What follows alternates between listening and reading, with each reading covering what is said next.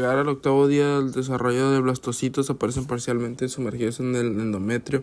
Por un lado, el trofoblasto se encuentra diferenciado en dos capas: el citofoblasto como la capa interna de las células mononucleares y el sincitrofoblasto como la capa externa multinonucleada sin límites celulares visibles.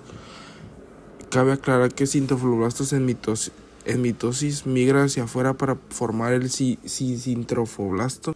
Por otro lado, el embrioblasto se diferencia en dos capas: en una capa o lámina de células cuboides conocidas como hipoblasto y una capa lámina de células cilíndricas altas llamadas epiblasto.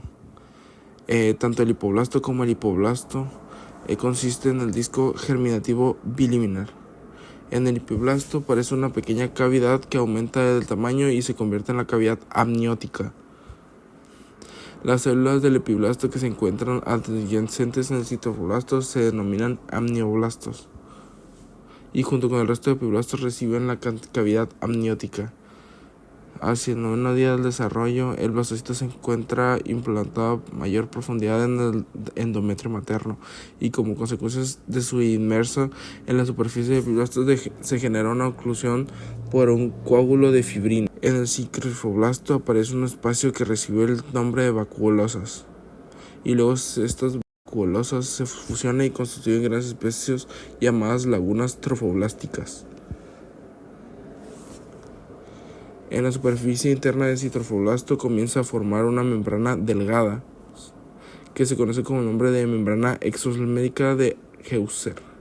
Esta membrana junto al hipoblasto genera el recubrimiento de la cavidad exocelómica, también llamada saco vitelino primitivo.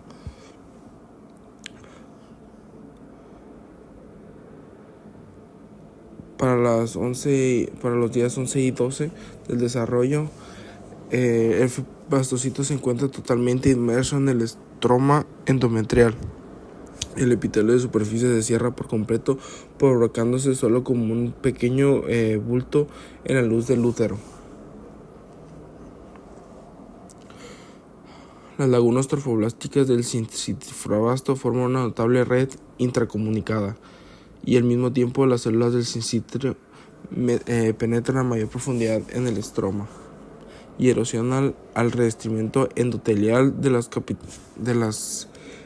capilares maternos, provocando el ingreso de sangre materna al sistema lagunal. Estos capilares se encuentran congestionados y dilatados, se conoce como cinosis. De esta manera, a medida que el trofoblasto sigue erosionando, más sinusoides de la sangre materna empiezan a fluir sobre el sistema trofoblástico.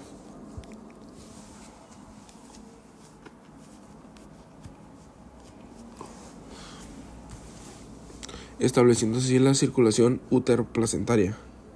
Al mismo tiempo aparece entre la superficie interna del citofoblasto y la superficie externa de la cavidad exocelómica una nueva población de células que forman un tejido conectivo y laxo y fino. Este tejido recibe el nombre de mesodermo extraembrionario.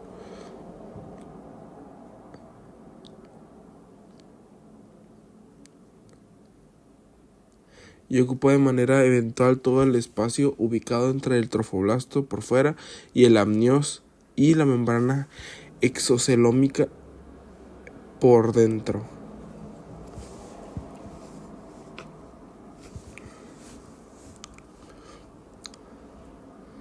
Pronto en el mesodermo extraembrionario se desarrollan cavidades que terminan concluyendo en una sola y crean un nuevo espacio.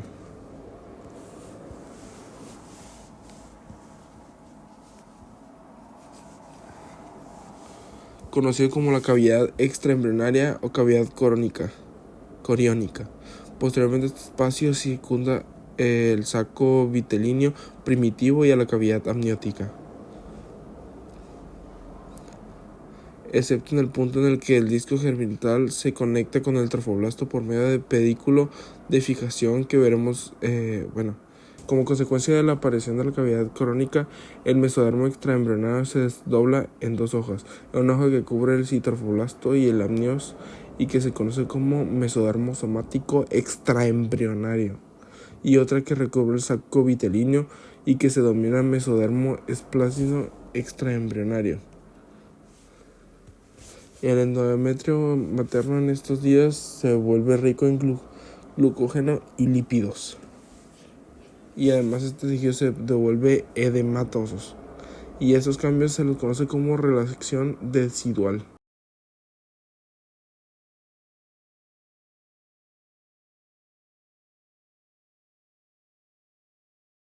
Para el día 13, la cicatriz en el epitelio superficial ya desaparece y sin embargo en ocasiones se presenta hemorragia.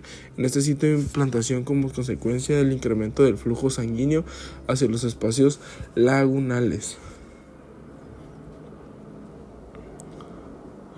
Como hemorragia en lugar del día 28 del ciclo menstrual. Pueden confundirse como una hemorragia menstrual normal y en algunos casos no puede hacer fallar en el cálculo de la fecha probable del parto. Las células citrofoblastas muestran proliferación local y penetran el sincitoblasto para organizar columnas celulares circundadas por sincitio.